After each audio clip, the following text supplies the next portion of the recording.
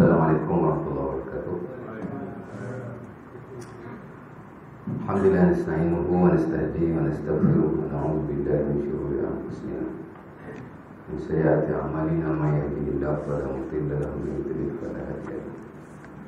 Asyhadu an la ilaha illallah wa la syarika lahu wa asyhadu anna Muhammadan abduhu wa rasuluh. Allahumma shalli wa sallim ala sayyidil mursalin wa ala alihi sahbihi ajma'in, amma ba'd. Kali kita memanjatkan syukuran kepada Allah Subhanahu wa taala kerana dengan limpah ini dapat bersama kita menunaikan sembahyang maghrib secara berjemaah dan juga kita akan sambunglah kepada kita yang telah kita tinggalkan yang lalu, insya-Allah taala. Kita ke mana itu? Kita baru menghabisi Bismillahirrahmanirrahim. Betul. Jadi Bismillah ini satu kesimpulannya, satu perkataan yang mana dia ayat Quran, terutama dari sudut Al-Fatihah itu sendiri. Di sisi kita mazhab Syafi'i, Bismillah ni cuma ayat di dalam surah Al-Fatihah. Pada ayat surah-surah lain itu bukan daripada surah, tapi disunatkan kita baca juga lah. Kalau nak baca surah-surah yang lain, permulaannya tu disunatkan juga kita baca Bismillah. Cuma tak wajib kerana dia bukan sebagai daripada kepala surah. Itu saja. Jadi dia ayat Quran, pada masa yang sama dia zikir. Dia zikir. Dan bentuk-bentuk Bismillah tu saya dah ajar dah tuan-tuan. Sebagian besar daripada zikir Nabi hanya baca Bismillah. Bila baca Quran saja baru Bismillahirrahmanirrahim. Yang lain tu Bismillah saja. Nampak? Nabi nak keluar rumah, Nabi kata Bismillah. Bismillahirrahmanirrahim. La haula wala quwwata illa billah. Nabi nak makan pun Nabi kata Bismillah. Nabi nak naik kenderaan pun Nabi kata Bismillah. Nabi tak kata penuh. Namun di sana ada ulama yang kata boleh juga kita baca penuh. Dan Imam Nawawi rahimahullah ta'ala, dia kata tak salah kita baca Bismillahirrahmanirrahim. Namun yang disepakati dan diputuskan oleh jumhur ialah kita baca apa Nabi baca. Baca Bismillah. Kemudian kita baca doa yang Nabi baca. Tapi kalau kita baca benar pun tak salah. Tak salah. Sebab Nabi tak terlupa nak baca tuan. Setiap perkataan yang keluar dari mulut Nabi itu adalah wahyu. Dia tak ampuni, dia bersifat ibadah. Dia bersifat ibadah. Okey, baik. Ada setengah ulama pula macam Imam Ibnu Hajar Al-Haytami. Dia ulama Syafi'i kita. Tentu ada semayang lagi banyak ikut fiqh Ibnu Hajar. Dia kata dia akan kata Bismillahirrahmanirrahim, tapi baca Bismillahirrahmanirrahim Hakim. Jangan bagi sama macam kita nak baca Quran. Itu pandangan. Pandangan. Jadi yang pertengahan ialah kita baca Bismillah. Umpama dibaca oleh Nabi, kemudian kalau nak baca sekali-sekala penuh pun tak ada masalah. Melainkan baca Quran. Nak baca Quran Bismillah saja tak boleh lah. Nak baca penuh lah. Pasal dia ayat Quran. Tambah pula dia ni lafaz zikir khusus untuk baca Quran. Maka kena baca sepenuhnya. Ini cerita benda lain. Cerita benda lain. Itulah keadaan. Jadi kita kena ingat benda itu. Dan saya dah sebut juga lah sikit sebanyak yang bersabit dengan Bismillahirrahmanirrahim. Imam Syafi'i khususnya dia ada dua pandangan. Pandangan yang lama dia kata Bismillah ni dibaca perlahan. Sebab tu kalau kita baca Bismillahirrahmanirrahim dalam semayang perlahan, betul saya jadi imam, saya baca Bismillah perlahan. Itu juga pandangan Al-Imam Syafi'i rahimahullah ta'ala. Tapi pandangan yang lama. Pandangan yang baru Bismillah dibaca kuat. Baru ekor ni. Nampak?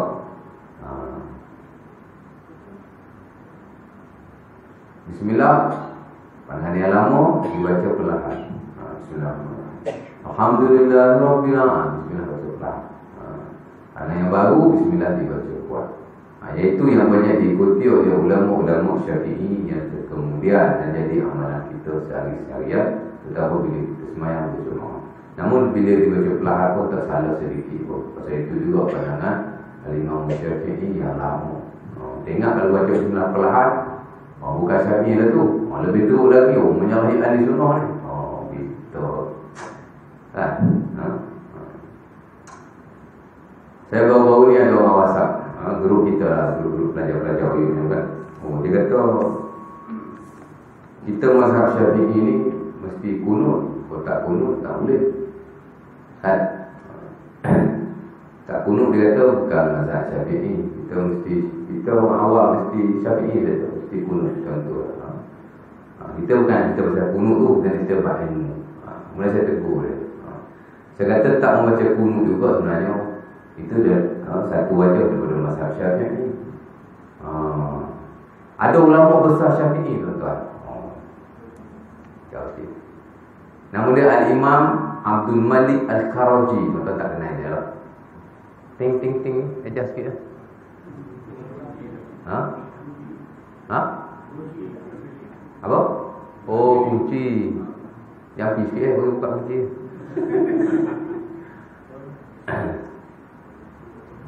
Nama dia Al-Imam Abdul Malik Al-Karaji. Jarang orang kenal nama ini.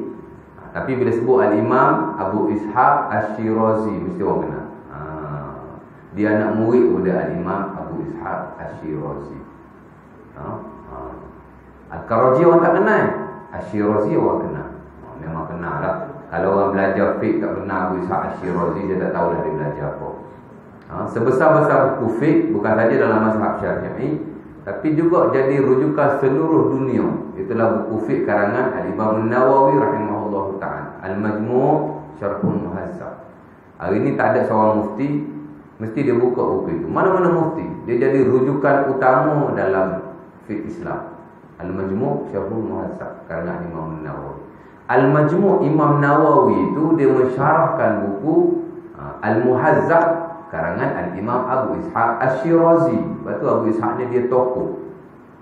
Dia tu dah lah terkenal. Lepas tu ulama besar pula mensyarahkan bukunya. Lagilah dia terkenal. Ni anak murid dia tuan-tuan. Nama dia Abu Ishaq. Nama dia Abdul Malik Al-Karaji. Al-Karaji orang tak kenal, tapi dia anak murid pada Abu Ishaq Ash-Shirazi. Cerita ni Al-Imam As-Subki sebut. As-Subki dia sebut dalam buku dia Tabaqat Syafi'iyah. Dan juga ada orang lain juga yang sebutlah cerita. Al-Karaji ni anak murid tuan-tuan, dia tak semestinya ikut tu guru. Sebab anak murid pun alim juga, kan? Kalau anak murid dia kena ikut tu guru, Al-Imam Syafi'i rahimahullah ta'ala, dia tak boleh nak menyalahi Al-Imam Malik. Tapi pasal apa Al-Imam Syafi'i banyak menyalahi Al-Imam Malik? Pasal dia mu'alim juga. Dia tak perlu taklid dan ikut tu guru dia 100%. Dia belajar dengan gurunya, tapi pada masa yang sama dia juga mengkaji nas, kan? Dia jumpa, dia cenderung kepada pandangan ataupun dia ada pandangan yang menyalahi tok gurunya. Tak salah. Tok guru kata A, kan? Tok guru kita kata A, kita nak kata B, tak salah. Mana boleh kita ikut tok guru 100%? Kita orang yang belajar ni mesti tak lagi pula dia tok boleh bukan seorang lah, boleh banyak, kan? Al-Karaji ni walaupun meskipun dia anak murid pada ulama besar Syafi'i, Al-Imam Abu Ishaq Ash-Shirazi, namun dengan sebab dia pun alim, orang alim dia tak ada ikut orang alim lain. Kata Imam Al-Ghazali tuan-tuan dalam buku dia Al-Khulasah, dia kata la yuqallidul alim bil adillah al-alim. Ini bukan orang lain, ini Imam Al-Ghazali sendiri yang pesan pada kita. Tuan-tuan mungkin kenal Imam Al-Ghazali, tapi dari sudut tasawuf. Tuan-tuan belajar Ihya Ulumuddin, tuan-tuan belajar Bidayatul Hidayah, tuan-tuan belajar Minhajul Abidin, tuan-tuan belajar Ayyuhal Walad, tuan-tuan belajar Risalatul Laduniyah, tuan-tuan belajar Arba'in fi Usuluddin, tuan-tuan belajar Al-Iqtisad fil I'tiqad. Itu semua buku-buku yang cenderung kepada tasawuf. Tuan-tuan kenal siapa Imam Ghazali, tapi dari sudut tasawuf. Tapi tuan-tuan tak belajar, ataupun Nusantara Melayu ni tak belajar buku-buku fiqh Imam Syafi'i, Imam Ghazali. Kita tak kenal Imam Ghazali dari sudut fiqh. Kita kenal Imam Ghazali cuma dari sudut tasawuf. Tapi kalau kita belajar buku-buku fiqh Imam Al-Ghazali, dia pun berpesan kepada menimba ilmu. Dia kata la yuqallidul alim bil adillah al-alim. Orang yang tahu dalil tak boleh ikut orang alim yang lain. Dia kata begitu. Walaupun kita nak murid, tapi kita tahu dalil. Tubuh kita alim, kita pun alim juga. Macam Al-Imam Syafi'i lah. Contoh anak murid dia Al-Imam Ahmad. Al-Imam Ahmad anak murid dia. Tapi Al-Imam Ahmad dia berbeza banyak dengan Al-Imam Syafi'i. Padahal Syafi'i itu guru dia. Itulah hakikat dalam keilmuan. Nampak? Kita tidak diwajibkan 100% ikut walau dia tubuh kita pun. Dulu saya pernah sebut, tubuh kita ni ilmu. Dan orang yang bawa ilmu Nabi dan juga Allah Ta'ala. Nampak? Sebab tu orang Syiah ada hutang kita. Dia kata kami ni lebih tulen berbanding ahli sunnah. Pasal apa? Korang akidah korang bersandar pada Abu Hasan Al-Asy'ari. Korang tanya korang akidah siapa? Abu Hasan Al-Asy'ari. Apa sebab? Sebelum Abu Hasan tak ada akidah. Kau bersandar dalam fiqh kepada Imam Syafi'i. Apa sebab sebelum Imam Syafi'i tak ada fiqh? Tak. Kau bersandar dalam bab tasawuf kepada Imam Al-Ghazali. Apa sebab sebelum Ghazali tak ada tasawuf? Kami lebih tulen. Pasal apa? Kami direct kepada Ahlul Bait. Kami semayang macam siapa? Kami semayang macam Ali. Kami puasa macam siapa? Kami puasa macam Ja'far As-Sadiq. Semua golongan, bukan kata sahabat, anak beradik Nabi. Kami lebih dekat dengan Nabi. Kami sepatut lebih sunnah kata betul. Nampak? Jawapan kita pula sebenarnya kita sebut akidah Asy'ariyah, apa nama ibadah Syafi'iyah, tasawuf Ghazaliyah. Itu metod nak belajar tuan. Itu metod nak belajar saja. Itu cuma cara nak belajar je. Cara ilmu disusun. Zaman sahabat ilmu tak disusun. Penyusunan ilmu secara sistematik adalah pada zaman Imam Syafi'i rahimahullah ta'ala ataupun sebelumnya pada zaman Imam Abu Hanifah. Ilmu tu disusun. Depa yang susun ilmu. Sebab tu kita sandar ilmu pada dia. Sebenarnya bukan pada dia. Kau akidah siapa? Aku akidah Rasulullah SAW. Itu jawapan yang terbaik kata Dr. Zakir Naik. Jangan kita berintimok, bersandar secara mutlak melainkan hanya pada Allah Ta'ala dan Nabi-Nya.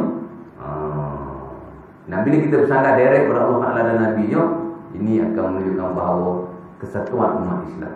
Tak ada lagi kau siapa? Aku Syafi'i, kau Hambali. Jadi tak wujud dari sudut sentimen perbezaan. Kau akidah siapa? Aku akidah Nabi. Tapi aku ikut susunan yang telah disusun oleh sekian-sekian imam. Nampak? Jadi intimak kita sebenar tuan pada Allah dan Nabi. Intimak kita yang ini Syafi'i, Asy'ari, ini dipanggil intimak nisbi, sandaran semata-mata. Jangan mutlak mereka dah. Jangan ingat kita akidah Asy'ariyah, akidah kau akidah siapa? Asy'ariyah. Itu dari sudut ilmu susunan dia. Kalau betul-betul intimak kita ni bersandar dirinya kita ialah pada Nabi SAW. Betul orang Syiah dia baca kita. Apa akidah Asy'ariyah, fiqh Syafi'i. Itu semua orang yang wujud 100 tahun lebih daripada Nabi. Pasal apa sandar agama kau pada mereka? Sandar dari sudut ilmu saja. Kita kena ingat. Bukan hakikat akidah maupun amalan. Hakikatnya Nabi. Kau akidah siapa? Aku akidah Nabi. Kau ibadah ni ibadah siapa? Ibadah Nabi. Sebab tu orang tanya Al-Imam Abi Dawud, satu-satu amalan, tiba-tiba orang tanya dia boleh tak buat gini? Dia kata boleh. Mana boleh? Kita biasa buat macam ni. Dia kata fihi khabaru ja'an Nabi. Ada hadis kau yang kata tak boleh. Ada hadis yang buat macam ni. Nampak?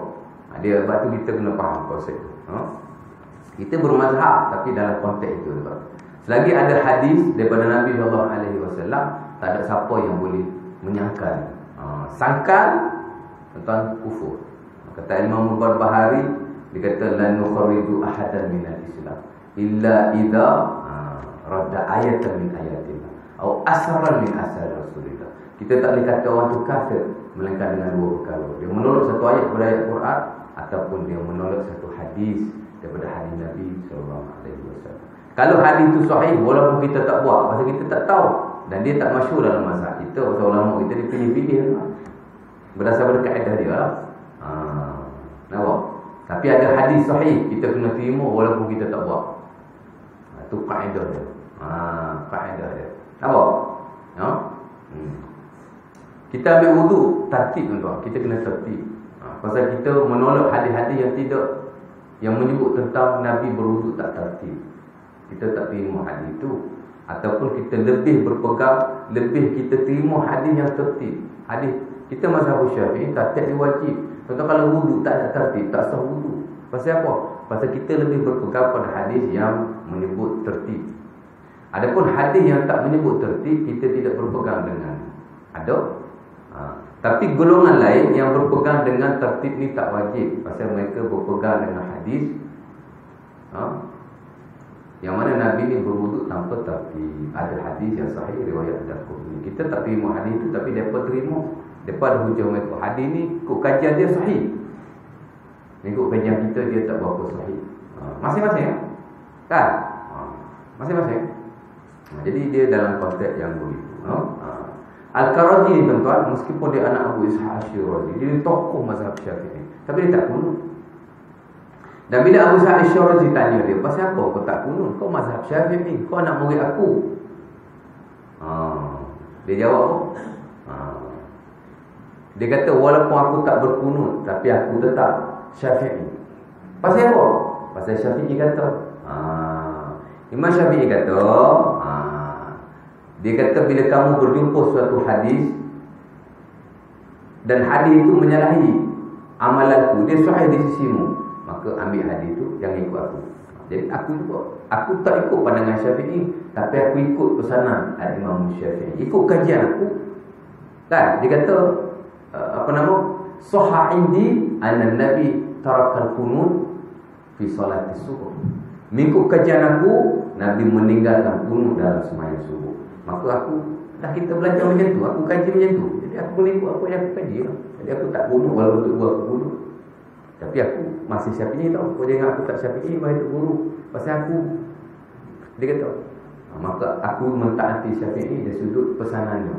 Syafi'i kata, bila kamu jumpa satu hadis, itulah mazhab. Jadi aku tetap Syafi'i walaupun aku tak bunuh.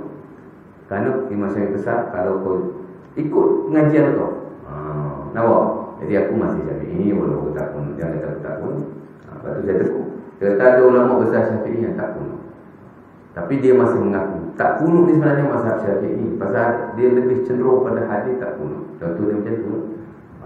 Nampak? Perbezaan tu teramat banyak. Ilmu Islam ni dia macam lautan yang luas. Dan ilmu Islam ni dia ilmu perselisihan. Cuma bagaimana kita menangani perselisihan itu. Itu je. Tak pandai menangani, jadi fitnah dalam masyarakat. Fitnah dalam masyarakat. Dan kita sebenarnya tak perlu nak bertegang leher benda-benda yang sudah dibahaskan. Kita cuma benda kebatilan kita kena kata batil. Banyak juga benda batil ni berwajah agama kan. Kita kena beritahu. Tapi benda-benda fiqh ni sebenarnya dia tak berapa. Cuma kalau benda tu dhaif, dia cakap dhaif. Tak digalakkan buat atau lebih baik tak payah buat. Contoh saya begitu tuan-tuan. Sebab tuan-tuan mungkin tak. Ni saya lari sikit lah pada fiqh. Contoh dalam mazhab Syafi'i, mana-mana amalan khususnya dalam solat yang tidak disadari hadis sahih, afdal meninggalkan. Itu faedah yang dibuat oleh Al-Imam Ibnu Salah dalam buku syarahan Al-Wasit karangan Al-Imam Al-Ghazali. Imam Ghazali karang buku fiqh nama Al-Wasit tuan-tuan. Kemudian Al-Imam Ibnu Salah, ulama besar ahli sunnah. Sebut Ibnu Salah ni siapa lah tak kenal. Mungkin tuan-tuan tak dengar, tak pernah dengar. Tapi orang yang belajar dia mesti kenal siapa Al-Imam Ibnu Salah. Dia tokoh hadis, dia tokoh fiqh Al-Imam Syafi'i. Dia syarah buku Al-Imam Al-Ghazali nama Al-Wasit. Dia sebut dalam perkara ini, dia kata mana-mana amalan khususnya dalam solat yang tidak disedari hadis yang sahih, dia kata al-aula tarkuhu, lebih baik tak payah buat. Dan jangan anggap amalan-amalan khususnya dalam solat yang bersandar pada hadis dhaif itu satu wajah daripada mazhab Syafi'i. Anggap dia pandangan individu. Itu bukan pandangan mazhab, dia kata tapi itu pandangan individu. Sebab ada sebagian besar ulama tak buat benda ni, tapi ada segelintir ulama Syafi'i menyarankan benda ni. Maka dia kata sedangkan dia bersandar pada hadis dhaif, hadis yang lemah, maka jangan anggap dia pandangan mazhab, anggaplah dia pandangan individu. Contoh saya bagi tuan-tuan sapu muka selepas solat, itu pandangan individu, itu bukan pandangan mazhab Syafi'i. Sebab ulama Syafi'i yang besar-besar tak sebut benda ni. Contoh saya bagi, nak beritahu tuan faham. Tuan nak buat lah, saya pun buat juga sekali. Tapi saya buat saya baca doa. Sebab dia sapu muka Nabi bersama doa. Saya suka doa. Surah la ilaha illallah rahmanur rahim, Allahumma ashib anil hamma wal hasad. Nampak? Kadang-kadang kita buat, tapi saya nak beritahu pendirian. Nampak? Mazhab Ahmad dia tak mewajibkan, tuan, ataupun mazhab Maliki dia tak mewajibkan tertib dalam wudu. Tapi mereka alami wudu tertib juga. Cuma di sisi mereka tak sunat, di sisi kita sunat. Di sisi kita wajib, di sisi mereka tak wajib. Contoh macam tu lah. Kadang-kadang amalan sama, Kan? Sebab tu kita orang fake tuan-tuan. Bila saya kadang-kadang adalah berlaku benda ni. Bila sebab tu fiqh ni kita nak mengajar, kita kena menguasai dia, kena banyak orang pun. Kan? Ada orang tuan-tuan, tak tahulah, mungkin tak berlaku di tempat tuan-tuan lah. Sebab saya kalau saya free, saya akan pergi ke masjid-masjid dengan kuliah. Saya dengar, kita pun nak ilmu juga, mengajar aja kan. Ada setengah yang kadang-kadang tak bagi belajar masalah. Sedih saya. Belajar masalah lain ni boleh mengelirukan, dia kata. Mengelirukan. Lepas tu orang jadi campur-campur mazhab. Kan? Kalau 10 benda, 9 buat Syafi'i, 1 buat Hambali, tak boleh, dia kata. Saya telinga berasap. Kanan kiri berasap telinga saya. Kan? Itu konsep dan prinsip yang salah dalam fiqh sebenarnya. Mungkin tuan-tuan tak terlibat. Kok esok ada orang datang. Kita ni tuan-tuan, dia ada satu istilah, dia panggil tahzib. Apa makna tahzib? Pemurnian. Ada kalanya saya pergi dengar kuliah di masjid tempat saya mengajar, dan saya ada dengar 1-2 benda yang ustaz tu sampaikan tak berapa tepat. Saya akan perbetulkan balik dalam kuliah saya. Itu dia panggil tahzib. Dan ustaz tu tak boleh marah saya pun. Sama juga saya, kalau saya mengajar, ada ustaz depan mata saya ni, dia kata saya ni ada yang tak betul. Minggu depan dia mengajar kat sini, dia boleh betulkan saya. Itu nama tahzib, pemurnian. Pemurnian itu tuan, ada satu manhaj, satu metodologi yang baik dalam ilmu, yang akhirnya akan mematahkan tuan-tuan yang belajar dan tak timbul lagi kekeliruan. Dan ulama sesama mereka sentiasa memurnikan antara satu dengan yang lain. Al-Imam Ibn Salah, dia syarah Al-Wasit tu tuan-tuan, bukan dia nak sokong Imam Ghazali. Dia mematahkan juga setengah hujah yang ada, yang ditulis oleh Al-Imam Al-Ghazali. Kalau tuan-tuan syarah kitab dia, kita kena ikut dia je. Dia syarah kitab kawan tu, tapi kadang-kadang dia juga mematah hujah kawan. Dan kadang-kadang dia juga menghuraikan lebih daripada kawan tersebut. Al-Imam Syafi'i tuan-tuan, dia tahun yang kedua Hijriyah. Dia lahir tahun 150 Hijriyah. Kan? Lahir Imam Syafi'i, ulama besar. Lepas Imam Syafi'i ada anak-anak murid Imam Syafi'i yang besar-besar, yang sebagian amalan tuan-tuan buat hari ini ada daripada pandangan mereka dan bukan pandangan Imam Syafi'i sendiri. Tuan-tuan duk tahlil untuk orang mati ni pahala. Imam Syafi'i kata tak sampai. Habis tu macam tuan-tuan buat, tuan-tuan ikut Al-Muzani. Al-Muzani tu anak murid Imam Syafi'i. Tuan-tuan tak ikut Syafi'i dalam hal ini. Jelas orang yang belajar fiqh Syafi'i lah. Tapi tuan-tuan ikut Imam Al-Muzani. Muzani tak ikut Syafi'i walaupun dia anak murid Imam Syafi'i. Masing-masing alim kan. Kemudian daripada 100 tahun kepada setahun, generasi pada generasi, sampai ke tahun 500 Hijriyah, muncul Al-Imam Al-Baghawi. Dia mentahzibkan mazhab Syafi'i. Dia karang buku dia berjilid-jilid tuan. Nama buku dia At-Tahzib fi Fiqh Syafi'i, memurnikan balik mazhab Syafi'i. Kalau kita kata, apa perlu Al-Baghawi memurnikan balik mazhab Syafi'i? Kerana dia melihat dalam mazhab Syafi'i ini teramat banyak pandangan. Teramat banyak pandangan. Ialah, mazhab ni bukan seorang ulama. Contoh kata mazhab Syafi'i, seorang ulama Syafi'i dia. Dah. Imam Syafi'i, anak-anak murid dia, dan seluruh ulama Syafi'i yang ada beribu tuan. Jadi dia melihat teramat banyak pandangan. Jadi perlu kepada satu penafisan yang lebih menepati hadis Nabi SAW. Maka dia buat tahzib, pemurnian. Kalau gitu macam Al-Baghawi buat apa nak memurnikan? Apa yang Imam Syafi'i itu tak betul ke? Tak. Ini dipanggil tabiat dalam ilmu. Perlu ada pemurnian, sebab manusia ni sentiasa perlu diperbetul-betulkan antara satu dengan yang lain. Lepas tu muncul pula Al-Imam Abu Ishaq Ash-Shirazi, kurun ke-6 Hijriah. Sama juga, dia buat Al-Muhazzab fi Fiqh Imam Syafi'i. Dia buat pula Muhazzab, pemurnian lagi mazhab Syafi'i. Sampailah kepada tahun 700 Hijriah, wujud Al-Imam An-Nawawi. Dia pula mensyarahkan buku pemurnian Abu Ishaq, dan Al-Imam An-Nawawi memurnikan pula dengan cara dia. Akhirnya buku dia ni jadi rujukan seluruh dunia sampai hari ini, dan akan sampai pada hari kiamat insya-Allah. Hasil pemurnian ulama ni dia jadi masyhur, hebat.